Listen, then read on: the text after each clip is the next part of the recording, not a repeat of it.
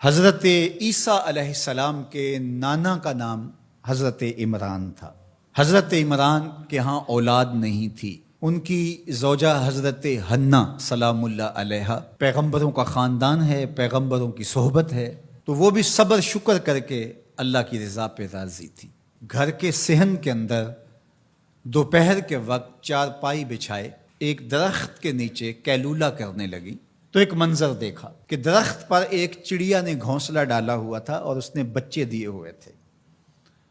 وہ کہیں سے اڑ کے جا کے دانا اٹھا کے لاتی اور بچہ چونچ کھولتا اور ماں اس کی چونچ میں دانا ڈال دی۔ چڑیا کے بچے کے ساتھ چڑیا کی محبت کو دیکھا تو حضرت حنہ کا دل چوٹ کھا گیا اور بارگاہ عزدی میں عرض کی، مالک تو نے جانوروں کو بھی بچے دیے ہیں اور وہ ان سے پیار کر رہے ہیں، تیرے دربار میں کیا کمی ہے اگر تو مجھے اولاد عطا کر دے۔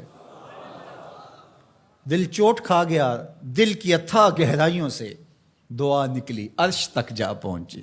اللہ نے حضرت حنہ کو کرم نوازیوں سے مالا مال کر دیا۔ حضرت حنہ نے کہا، اے اللہ جو میرے بطن میں ہے میں تیرے گھر کے لیے اس کو وقف کرتی ہوں۔ جب ولادت کے لمحے آئے تو حضرت حنہ زوجہ عمران نے بیٹی کو جنم دیا تو پریشان ہو گئیں کہ مالک یہ تو بیٹی ہے، میں نے تو اس کو مسجد اقصیٰ کے لیے وقف کیا ہے اور وہاں سارے مرد ہیں، ایک لڑکی جب جوان ہوگی تو اس کو وہاں کیسے چھوڑ سکوں گی، منت میری کیسے پوری ہوگی۔ بہت پریشان ہوئی منت کی تکمیل کا سوچ کے کہ مالک یہ تو بیٹی ہے۔ آواز آئی، پریشان ہونے کی ضرورت نہیں حنہ، جو تو نے بیٹی جنم دی ہے ایسے تو بیٹے بھی نہیں ہوتے۔ اس بیٹی کا نام کیا رکھا گیا؟ مریم سلام اللہ علیہا۔ بیٹی جوان ہو گئی تو منت یاد آئی کہ اب اس کو بیت المقدس میں ہم نے وقف کرنا ہے۔ پریشانی ہوئی کہ اب 300 حجرے ہیں جن میں مرد ہی مرد ہیں، ایک تنہا عورت کیسے وہاں رہے گی؟ تو یہ سوچا کہ کوئی بوڑھا بزرگ ہو جس کی کفالت میں ان کو دیا جائے تو وہ ان کی دیکھ بھال کرے، ضروریات کو پورا کرے۔ تو بہت سارے لوگ اس سعادت کے لیے تیار ہو گئے۔ پھر قرعہ ڈالا گیا، قرعہ فال نکلا حضرت زکریا علیہ السلام کے نام۔ اللہ کے جلیل القدر پیغمبر اور رشتے میں خالو بھی لگتے تھے، کہا یہ سعادت میرے ذمہ رہی، اور چونکہ ان کے ہاں بھی اولاد نہیں تھی انہیں کہا ٹھیک ہے ہم اسے بیٹی بنا کے اس کا خیال رکھیں گے۔ حضرت زکریا علیہ السلام نے ایک حجرہ مختص کیا حضرت مریم کے لیے اور ان کی ضروریات کو پورا کرتے، کھانا دیتے۔ جب کہیں جانا ہوتا تو حجرے کو باہر سے تالا لگا کے چلے جاتے، افطار کے وقت یا رات کو گئے ہیں تو سحری کے وقت پھر آ جاتے۔ ایک دن حضرت زکریا علیہ السلام تالا لگا کے کہیں گئے کام، واپس آتے ہوئے دیر ہو گئی اور افطار کے لمحے گزر گئے، بہت پریشان ہوئے تو خیر سامان لے کے تیزی سے پہنچے اور آ کے دروازہ کھولا، وجد عندہا رزقا، تو دیکھا بے موسم پھل پڑے ہوئے ہیں۔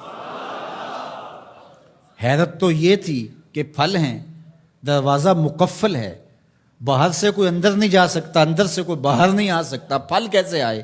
پہلی حیرت تو یہ، پھر پھل بھی بے موسم ہے۔ قالا یا مریم انا لک ھذا، اے مریم یہ کہاں سے آئے؟ قالت ھو من عند اللہ، کہا یہ میرے اللہ کی طرف سے آئے، یہ مجھے میرے رب نے دیے ہیں۔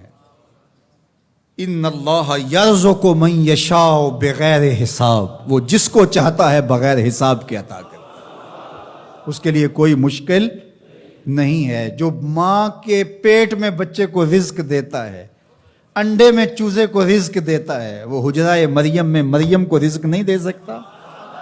اب حضرت زکریا علیہ السلام کا ذکر آپ نے سنا کہ ان کے ہاں اولاد نہیں تھی اور عمر کتنی ہو گئی تھی؟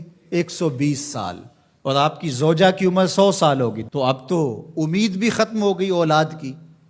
لیکن جب بے موسم پھل دیکھے نا تو اندر چھپی ہوئی امید کی موہوم سی جو چنگاری تھی وہ بھڑک اٹھی، اور حضرت زکریا نے ہاتھ پھیلا لیے، ہنالک دعا زکریا رب، مالک جب تو مریم کو بے موسم پھل دے سکتا ہے، میرے شجر عمر پر اولاد کے آنے کا موسم بیت گیا ہے، لیکن مالک کیا تو مجھے بے موسمی اولاد نہیں دے سکتا؟ حضرت زکریہ وہیں کھڑے ہو کے دعا مانگنے لگے. معلوم ہوا جہاں رحمتیں اترتی دکھائی دیں وہاں دعا مانگی جاتی. ہم جب اللہ والوں کی قربت میں جا کے اللہ سے دعا مانگتے ہیں تو کچھ لوگ معترض ہوتے ہیں کہ اللہ تو ہر جگہ موجود ہے، یہاں کیوں مانگ رہے ہو؟ مسجد اقصی پاس ہے لیکن حجرہ مریم میں اللہ کا پیغمبر دعا مانگ رہا ہے، وہاں رحمت آنکھوں سے اترتے ہوئے دیکھی. ان رحمت اللہ قریب من المحسنین، اللہ قرآن میں فرماتا ہے میری رحمت محسنین نیکوکاروں کے نیڑے ہوتی ہے. اس لیے ہم اللہ والوں کے قریب جا کے اللہ سے مانگتے ہیں، مالک تیری رحمتیں یہاں برس رہی. ہنالک دعا زکریا ربہ، وہیں کھڑے ہو کے دعا مانگنا شروع کر دی، اللہ مجھے ستھری اولاد عطا کر دے. پھر کیا ہوا کہ کہا گیا یہاں دعا کیوں مانگ رہے ہو، میرے گھر میں آؤ. کہا گیا نبی ہو کے ولیہ کے حجرے میں دعا مانگ رہے ہو، تمہیں کچھ نہیں دیا جائے گا. نہیں، سنو قرآن سنو. فنادتہ الملائکہ، فرشتے آ کے پکار کرنے لگے. کب؟ وَهُوَ قَائِمٌ يُصَلِّي فِي الْمِحْرَابِ، وہ حجرے میں کھڑے ابھی دعائیں مانگ ہی رہے تھے. فرشتوں نے آ کے ندا دی کیا؟ ان اللہ یبشرک بیحییٰ، اے زکریا تمہیں مبارک ہو، ہم تمہیں یحییٰ عطا فرمائیں گے. اولاد مانگی ہے تو یحییٰ ملے گا، لیکن اکیلی اولاد نہیں مانگی، ذریۃً طیبہ، ستھری اولاد مانگی ہے، پاک اولاد مانگی ہے.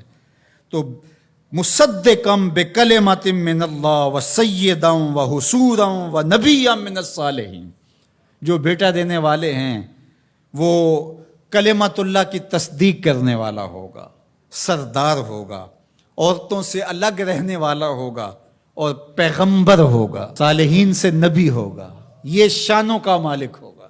فوراً دعا قبول ہو گئی. یہ ہے کرامت سیدہ مریم کے حجرے میں بے موسم پھلوں کا ملنا اور وہاں دعاؤں کا قبول ہونا.